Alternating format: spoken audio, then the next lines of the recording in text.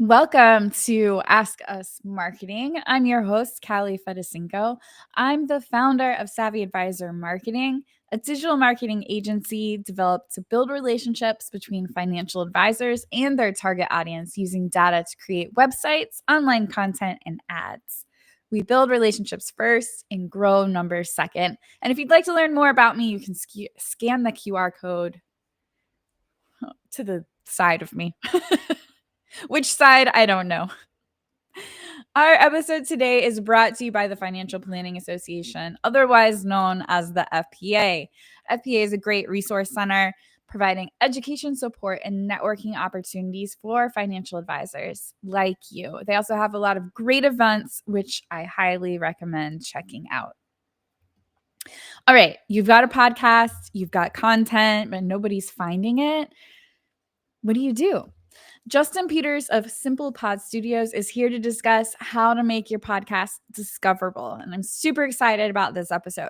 Justin helps podcasters from beginners to pros get more eyes, ears, and clicks on their content. And in this episode today, he's sharing what actually drives discovery from metadata to marketing to platform and how you can grow your audience with intention.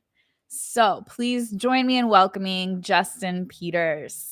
What's up, Kalli? What is up? Welcome back. How are you? Thank you. I think this is my third appearance on your show. Third or fourth? Maybe fourth. Yeah, it's hard to say, but we love having you because you always come with such great insights, and I love it. Cool. We're gonna do the same thing today. Yeah. So, okay. I've got this course that was about like, okay, what do you do after your podcast episode drops? And then I was in your cohort and you're like, all right, let's talk about podcast discoverability. And you pulled something up and it had something that I said not to do. And I started panicking and I was like, oh my gosh, have I been telling people the wrong thing? And then you're like, I don't recommend doing this. And I was like, whoo, I'm safe.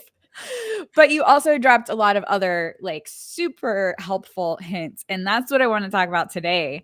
So let's start by talking about like, why do podcasts get buried? What are some of the most common reasons they don't get discovered, even when the content might be amazing? I think the big difference between, let's call it social media and podcasting, is that social media is mostly fueled through some kind of underlying algorithm. And the algorithm gets so good at recognizing good content that even if somebody really focuses on creating good content, they are going to get discovered over time on social media. That doesn't necessarily translate to the same way that podcasting works. Podcast players are probably a little bit behind the game in terms of building an algorithm that will serve up content that you're looking for. So even if someone has the best content, their 10 listeners listened to that whole episode and they came away with a whole new discovery, that's not going to necessarily tell some kind of underlying algorithm that, hey, these 10 people loved it, you should try to serve this to the next group of people. Podcasting still really is a game of driving people to your podcast feed and not necessarily the podcast players not driving new listeners to your feed that don't know who you are. Outside of one really small nuance, which is what I think we're going to spend a lot of the time talking about today, which is podcast search. So it is getting better, but you have to know how to play the game, and it's not necessarily just creating good content. Right. Okay. Before we get into the search, and maybe this will be part of it, like, how do you get into the top 10? Like, the telepathy tapes. How did she get up there? How did she get to be number one within like the first week of the year or something? Right. Yeah, most podcast charts, especially if we're talking Apple podcast charts, are built around some kind of engagement factors, usually new subscriber growth. So for new shows that have a very tight marketing schedule and they're really driving people and asking people to subscribe, can see themselves hit charts. Much harder for people that are that have been around podcasting that have a big subscriber growth to continue to do that. So it's a little challenging in some regards, but yes, it's definitely a blend of subscriber growth along with a few other factors. So it's kind of like the Amazon bestseller. I feel like it works very similar to Amazon bestseller, where there are ways I think you can manufacture charting for a little bit of time. hard to chart ongoing Mm. unless you really do have good content, good searchability, and you continue to improve on your podcast. Okay. Okay. That makes sense. All right, let's talk about searching. How do things like the titles and descriptions and tags like affect the searchability on platforms? This is huge. We're going to umbrella this under what's called metadata. Mhm. So metadata is primarily the written content of your podcast. So you Mm. can assume that it's your podcast name, your podcast description or your show description, your episode titles, and your episode descriptions. Those are kind of like the four big ones that are out there.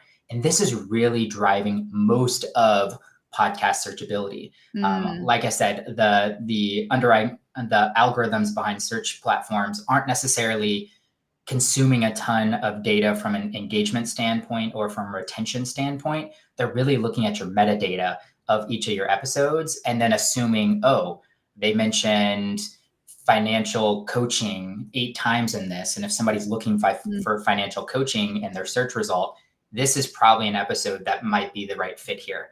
So they're pairing up that metadata with people's search intents. So what techniques should we be using in there? I mean, okay, sounds like keywords are a big part of it, kind of like SEO. What else should we be putting in our metadata? Or you said data. Yeah. Well, I think you're gonna ask me a question later on, and I'll show you some visuals or Yeah, like kind of walk you through some easy fixes. And so I don't want to spoil a ton of those, sure. but I do think it's looking at each one of those four, Mhm. but maybe even taking a step back and recognizing what am I trying to search or rank for right now. You and Mhm. I both work with a lot of financial advisors, Yeah. and understanding, are they a financial advisor that helps people with student loans, or are they a Mm. or a financial advisor that helps people with retirement planning? Understanding who they serve, what they're the audience they're trying to look for, and then in turn, what is that audience looking for in terms of Mm. content, and getting and distilling that down into a simple list of 10 to 15 keywords, and Mm. then translating those keywords in your intent whenever you're writing your show descriptions, when you're titling episodes, even when you're choosing your content, is Yeah. really got to help drive a lot of the improvements that I see in podcast search. And what about like off-platform promotion? How does that affect discoverability? Like if I'm emailing out my podcast episode or posting it on social and on the website, does that help at all, or is that just purely getting me more numbers? I think it has a lesser role in terms of in-app podcast discoverability. So if I'm in Apple or I'm in Spotify, I don't think some of these off-platform activities are really going to drive a ton of improvement in your podcast searchability in Okay. those particular apps. But it might have two side benefits to it. Number one is it could drive new listeners and new subscribers to your podcast, which is Mm. once again going to give the intent to the podcast listening platform that, hey, this is a sizable show with a sizable audience. Therefore, we're going to take this one a little bit more serious than the next person down there. So I think it's those. It's an important, email, social, website are really important in driving people to your podcast feed. Yeah. But then also off app discoverability in terms of Google search, ChatGPT Mm. search, all of those. Okay. Website, email, social, probably to a lesser degree, is got to play a huge part in really the traditional SEO. Mm. Okay. Um, and YouTube, I know YouTube is big for, Google. They're owned by Google. Yes. Should we have every podcast on YouTube? This is probably going to be a yes and maybe no answer. Okay. And I think in order to answer this question, we have to take a step back and really define, what do you mean to be on YouTube? Mm. So YouTube works a couple of different ways.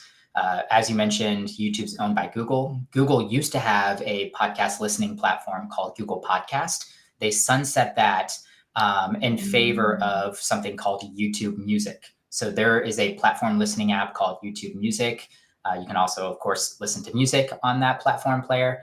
And people use that just like they'd use Spotify and Apple. And there is Okay. no reason for someone to not be in YouTube Music. YouTube Music and submitting your podcast to YouTube Music works exactly like submitting your podcast to Apple and Spotify and all the other listening platforms.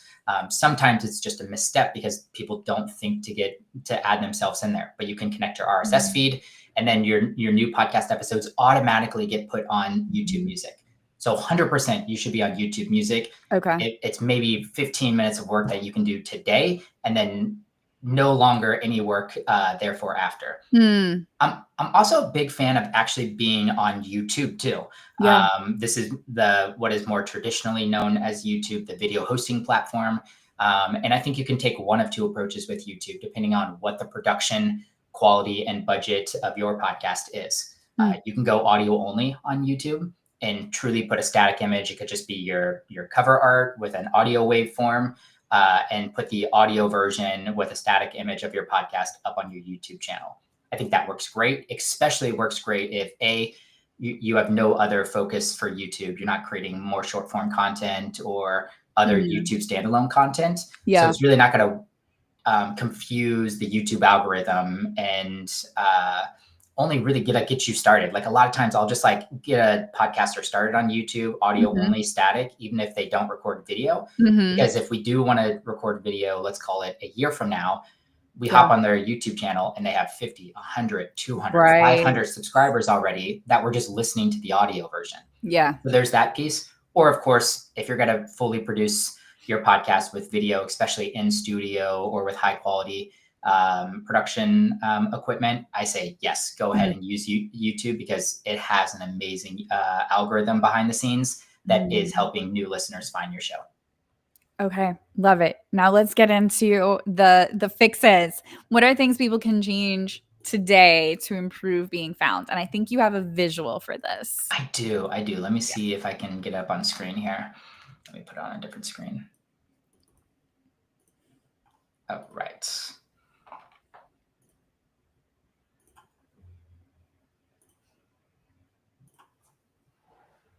All right, Kalli, can you see that? I can now. Perfect. So I'm going to go through 3 easy fixes that, like, 30 minutes after this, don't waste any time, hop in here and make some quick changes. And this is drastically got to help your searchability. And the first and the biggest one is your podcast name. And I have had so many conversations with prospects, with clients, with podcast friends around their podcast name. And this is the one thing that when I see it changed, it will almost immediately make an instant result on your searchability. Interesting. But what happens is a lot of people are tied to their name. Maybe their name is tied to their brand. They like the cleverness of their name, although it's not searchable or it's not very discoverable. So I'll leave the primary name alone and I'll simply add a title extension. So you can see here, this is one of our clients, Financial Fortitude. We call them Financial Fortitude whenever they're announcing or naming their show. It's called Financial Fortitude. But then there's a colon, and then there's this tagline that's after this, and that's tax, wealth, and investment strategies for high income earners. And I bet you can guess whenever we went through their listener avatar and started defining what keywords they wanted to rank for, tax, investment strategy, high income earners was all on their primary keywords. So we built a title extension, added it to their title, and now it's gaining them some discoverability through that extension. Wow. Okay. How long can titles be? Or names? I don't know the exact character count on it. I think theirs starts to get cut off after like investment strategies. I'm okay with that. Yeah. I typically suggest no more than like 10 to 12 words and 70 characters or less. Okay. But if you can do a tagline or a title extension and, add in who your podcast is for and what they're going to get from it, and you can figure out how to do that in 5 to 8 words, I think that's a really good general format for how to approach title extensions. Okay. That's a really good tip. Number 2 is podcast description. So I see this all the time too. And this is, one of those big 4 in terms of metadata. I read people's podcast descriptions and it's usually like a paragraph. It's like, hey, welcome to Fine Minded. I'm your host, Justin Peters. We're going to have episodes every single Wednesday. If you want, financial independence advice, then this is the show to tune into. And that's fine to some degree if you're just like trying to get your podcast done and put it out there, but you miss a ton of Mm, opportunity to add keywords and really drive or tell, Apple or Spotify what your show is about. So you can see in here, of course, I love, like, this is my own personal show. It's yeah. about financial independence. I'm trying to rank for a couple of words around financial independence here. I like to start with like an interesting thought whenever I write podcast descriptions. Then I'll introduce myself. I might Mm, introduce like any formats or, the publishing frequency of a podcast.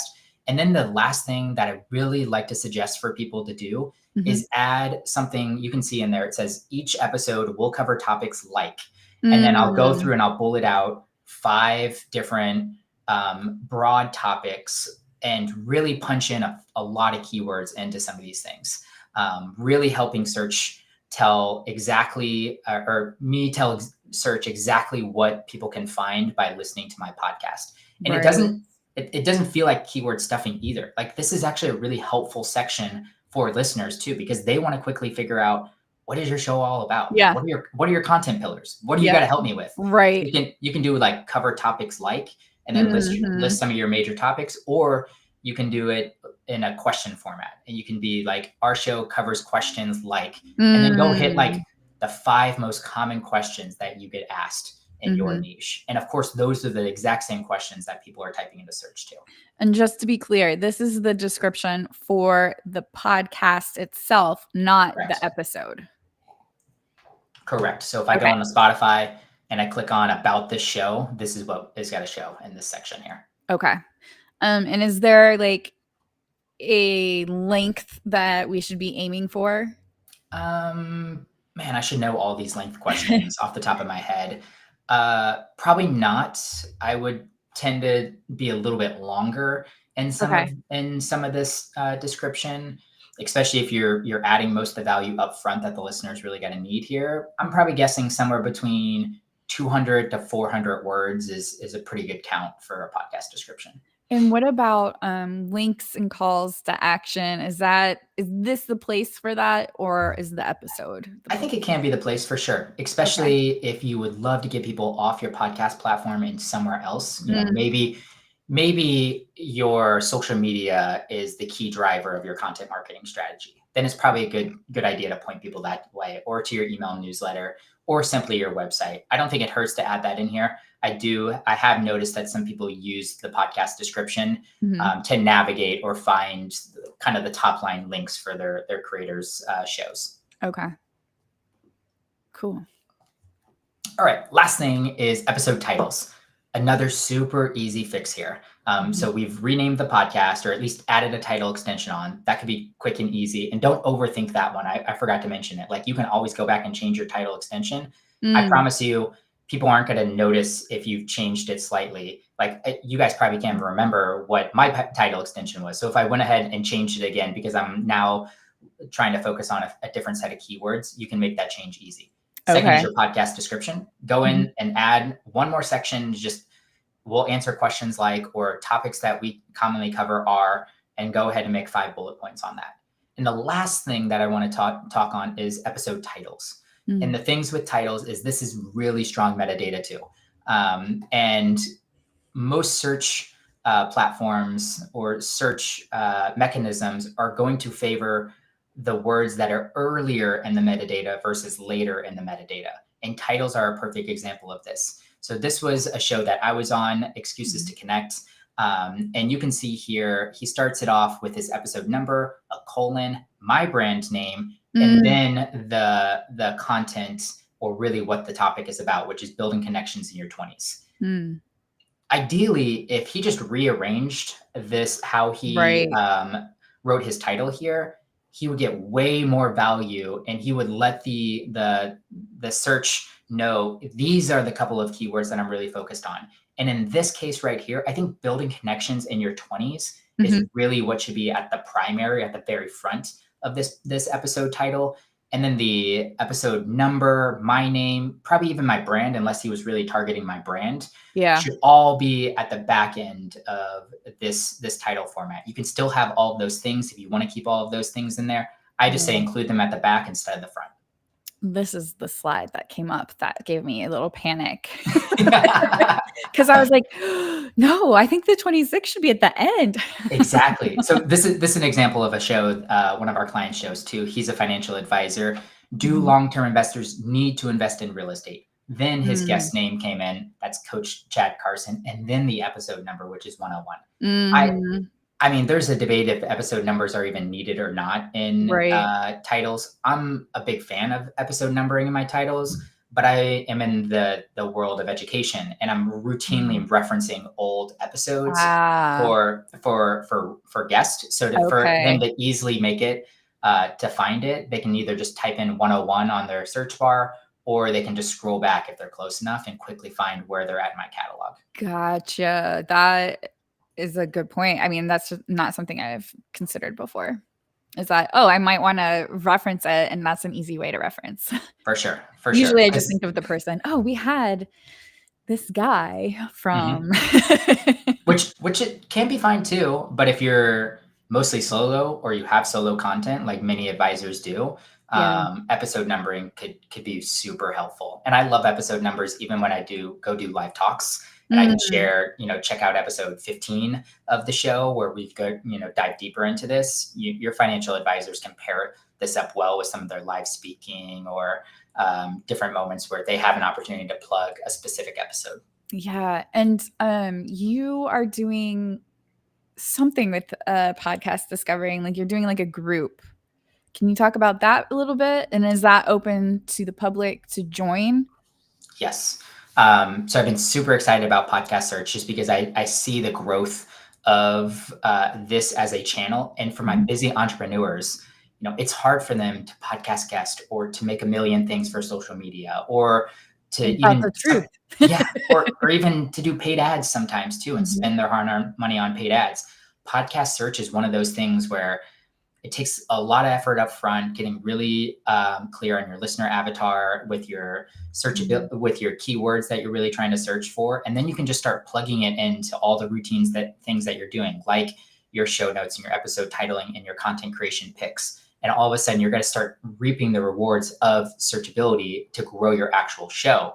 Therefore, I got really excited about this. I think it makes a lot of sense. So yeah, I'm putting together a cohort. I'm hoping to launch that in November, but I'll Mm, probably do it ongoing for about 4 to 5 podcasters, probably okay. one supporter that want to see themselves grow and search and need some help with some of the things that we just suggested here, along with some of the Mhm. other tips that I have around search. Right. And for those who are joining by audio, we do have a, QR code, which would take you to simplepodstudios.com. You can also find Justin on Instagram at the same name, SimplePod Studios. Um, okay, you just said something. Oh, links. If I'm putting links in my description, like for YouTube, you have to include the HTTPS:// if you want it to be clickable. Is it the same thing in other platforms? I know Spotify for sure accepts Okay, hyperlinks. So, like, if you like perfect. clean hyperlinked show notes, that's great.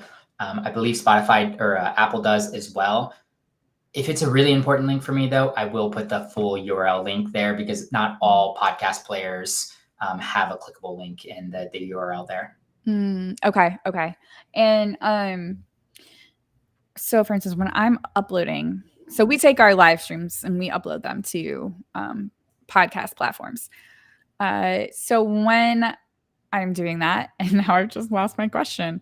Um, Something in there for you.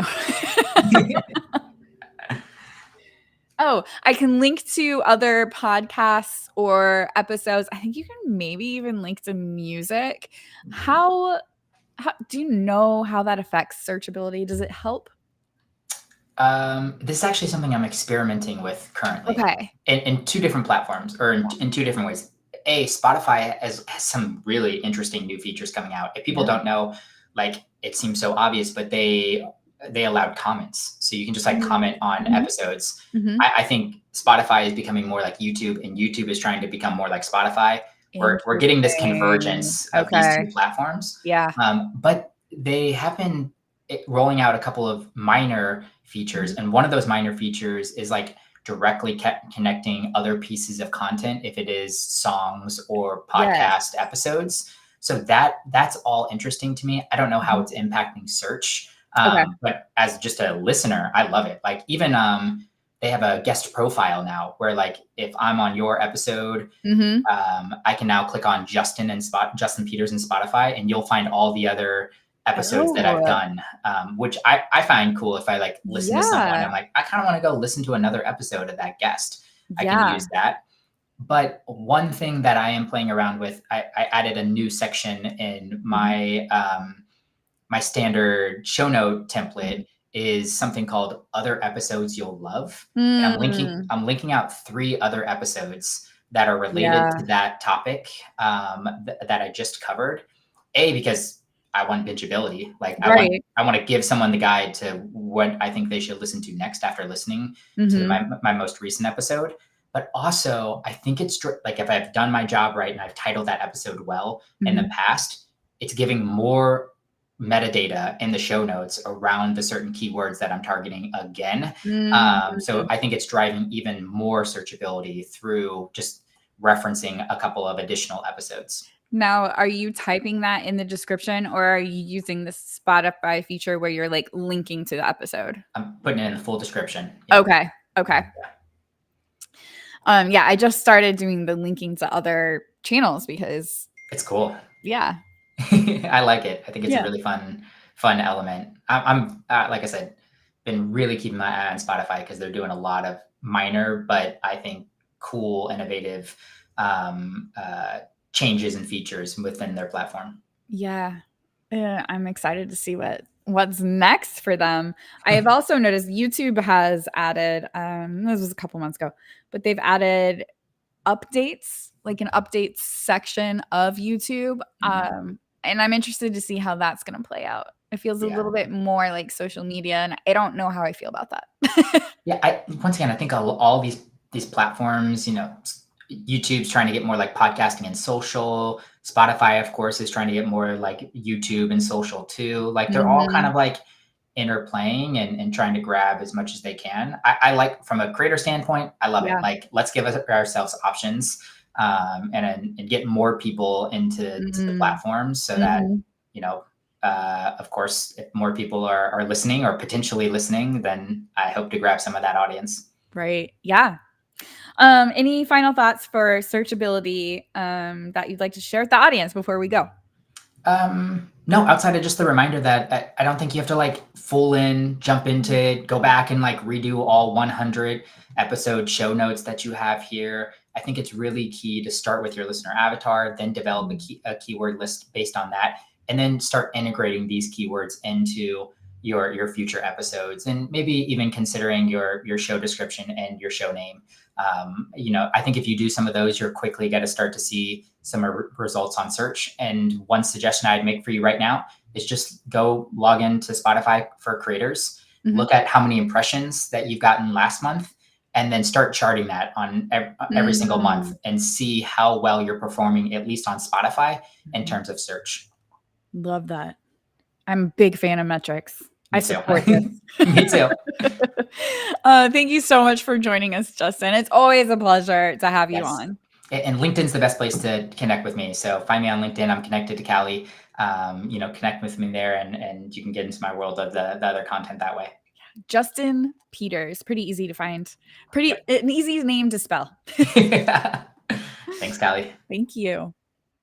And if you're joining us today, make sure you join us next week. We're going to be talking with Craig Cole, nope, Craig Clark from Nitrogen.